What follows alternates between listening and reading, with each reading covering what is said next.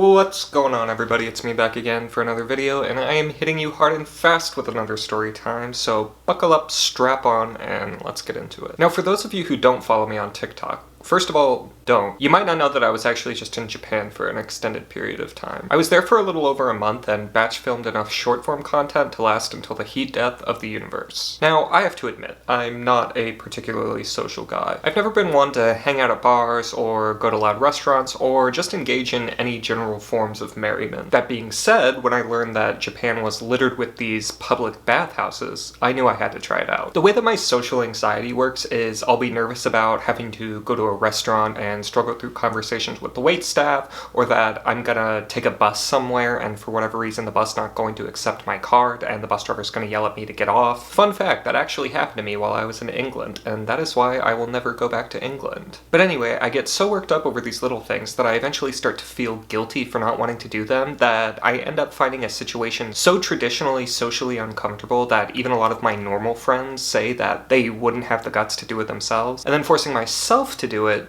in order to prove a point or something. Half of the videos on this channel are the result of me being too nervous to ask for an extra glass of water and then going absolutely off the rails in order to prove to myself that I can do things. And that, dear viewer, takes us to the topic of today's video: bathhouses. Now, before you get yourself in a tizzy, I will point out that Japanese bathhouses are different from the bathhouses you might find in America, i.e. the cruising bathhouses or just the basic clubs. They're literally a public place to take a bath. There are regularly considered to be two types of bathhouses in Japan: an onsen, which is powered by spring water and is more seen as sort of a hot tub type experience, and the other one is a sento, which is just tap water, but aside from relaxation, the point is to actually clean oneself. I originally considered trying an onsen just because hot springs sounds nice, but most of my time in Japan was in the city of Kyoto, and I'm just going to be totally honest, they're not super common there. So I did what I do literally every day of my life and scoured Google Maps for things to do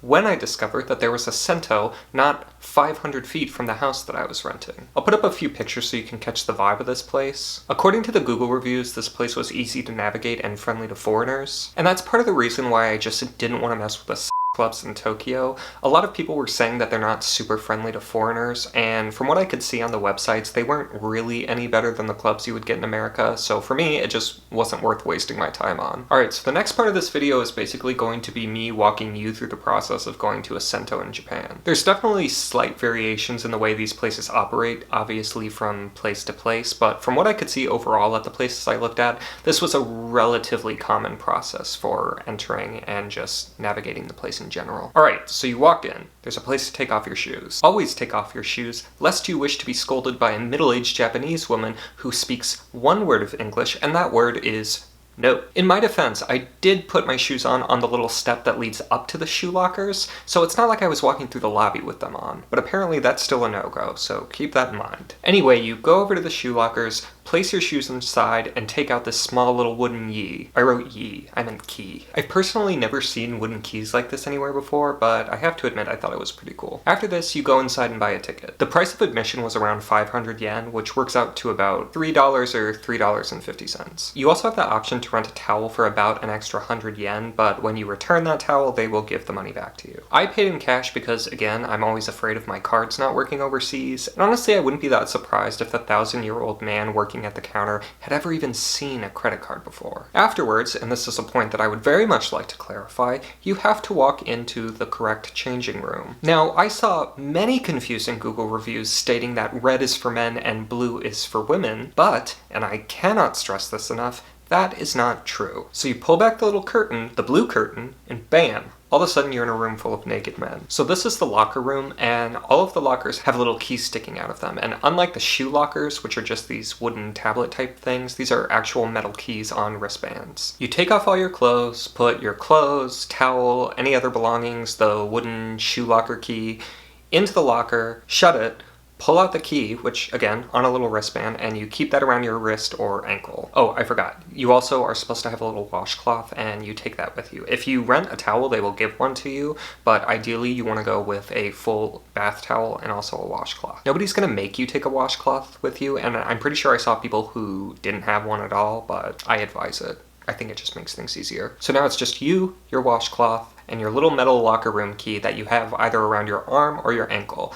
I'm gonna be honest, I mostly only saw younger guys with it around their ankle, and I saw a few older guys who didn't seem to have a key on them at all, and I'm not entirely sure where they're keeping their key, but it's probably none of my business. And if you came to this video solely for juicy bits about public bathing, then I'm happy to inform you that that portion has arrived. Okay, so first things first. Along the perimeter of the room are these small sitting showers. I wasn't sure how I felt about them at first, but as someone who A, loves showers, and B, is lazy, the ability to sit down while you're taking a shower is kind of a godsend. It's probably not a bad idea to run the water over the seat a few seconds before you sit down on it, and it's also considered good etiquette to rinse off the seat after you're done using the sitting shower. I also heard that you're not supposed to directly stick your head under the stream of water, and instead you're supposed to use the bowls that they provide, and I did that the first time, but it wasn't super convenient, and I did see a few of the locals just sticking their heads under the stream of water, so after the first time I just said and did it anyway, and that was a lot better. Also, nobody yelled at me or gave me any weird looks for doing it, so I'm gonna say that it was fine, at least at the place I was at. Also, I know that for some other places you have to pay extra for soap with the option to just bring your own,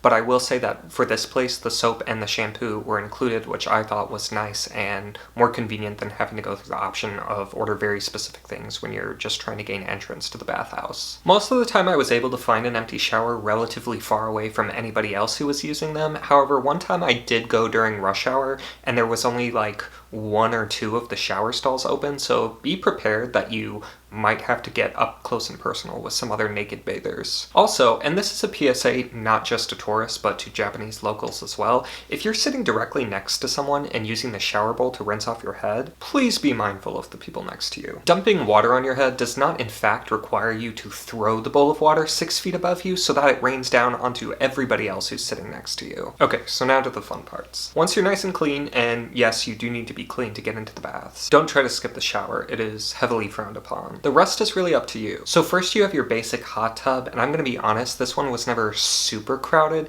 It was relatively big and just had hot jetted water, and it basically acted as an overflow tub when the place was crowded and people just wanted a place to be in the water. However, there were some people who really just enjoyed chilling in it no matter how crowded the place was, because really it usually just wasn't very crowded. Then they have more of the massage hot tubs with the heavy jets of water that go on your shoulders, back, and feet. The water was quite warm, so I never found myself staying in them for too long. However, I will admit, after several long days of hiking up mountains, I did find myself just fantasizing about this tub specifically. Next up, we have the mineral tub, my personal favorite. It was warm but not too hot, had some jets but a little more laid back than the jet tub, and while I simply could not tell you what they put in the bath in order to make it a mineral bath, I will say that depending on the day you go, the water is either blue, green, or purple, and always smelled vaguely floral. Out of all the baths, I probably spent the most time in this one. Next up, we have the electric bath for people who like being in the water but don't feel as though a regular bath feels enough like you're getting tased. I swear as I wrote this, I could feel my muscles tense up. I was actually afraid to be in this bath for too long because I was worried that somehow it would give me a heart attack. The sensors are on either end of the tub and give off these really intense vibrations. It wasn't too bad if you were standing directly in the center of the tub, but once you start to lean to either side, you notice your muscles start to involuntarily tense up. The best way I could describe it is if you've ever had one of those joke gum packs where it has the loose stick of gum that you're meant to tell people to take, and then when they pull the stick of gum, it vibrates really hard. It was like that, except you're naked in water and the vibrations are all over your body. I actually got quite a bit of entertainment watching the other men in the electric tub as their faces scrunched up as they tried to brace the water. Not sure what that says about me, but I'll take good feelings wherever I can get them. Last but not least, we have the cold tub, the real villain. While marketed as a shower, seeing as the tub had 2 little lion heads over it with waterfalls coming out of their mouth, the water was viciously cold. The ability of these Japanese men to fully immerse their bodies in this Arctic water after having just stepped out of the brutally hot steam sauna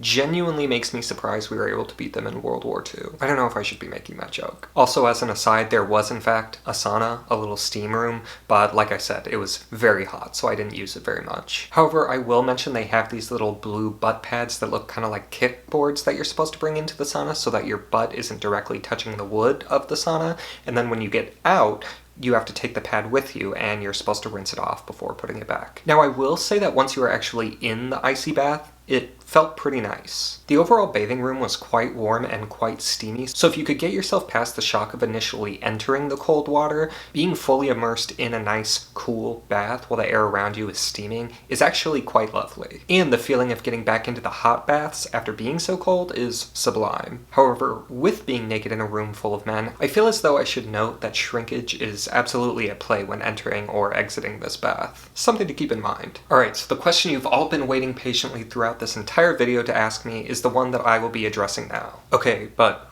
what is it actually like? You've talked about the process of admission, you've talked about the actual baths, you've been engaging, witty, relatable, I laughed, I cried, I busted a nut, but what is it actually like being in a room full of naked men taking a bath? And that is actually what I found to be the most interesting part, and what kept me coming back for more. At first, it's a little uncomfy. If you're not particularly good at stopping yourself from getting random boners, then I would first advise you to create a cache of gruesome, disturbing, and or downright shocking images that you can store in your mind before you take all your clothes off in front of strangers. Although it was not a particularly sexy environment, and for me, personally, that was the best part about it. I've been to cruising bathhouses before, and they are definitely good for their own purposes. Although something about being able to ditch the expectations and the performances was particularly liberating. I wasn't trying to impress anybody or look hot or look to see if other people were hot. You were naked, and that was it. If you're someone who struggles with your own body image issues, then an environment like this might actually be really helpful to your own self-image. Yeah, some people were ripped or hung or whatever else you might be self-conscious about, but like,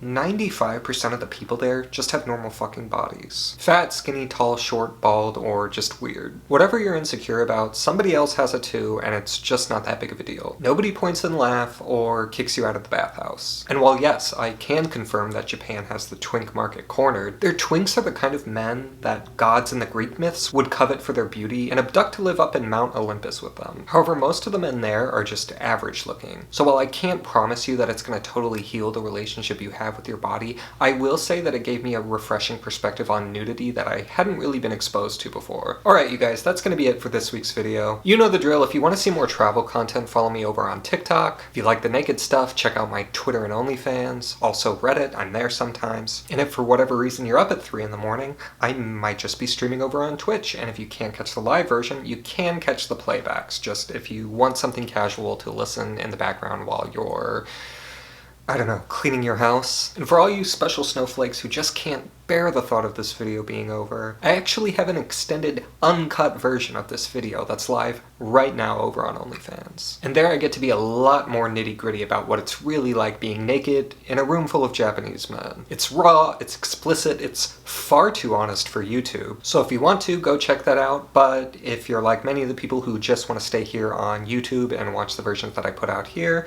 no worries, I still really appreciate the watch. With all that out of the way, I hope you guys are having an awesome week, and I will see you in the next one.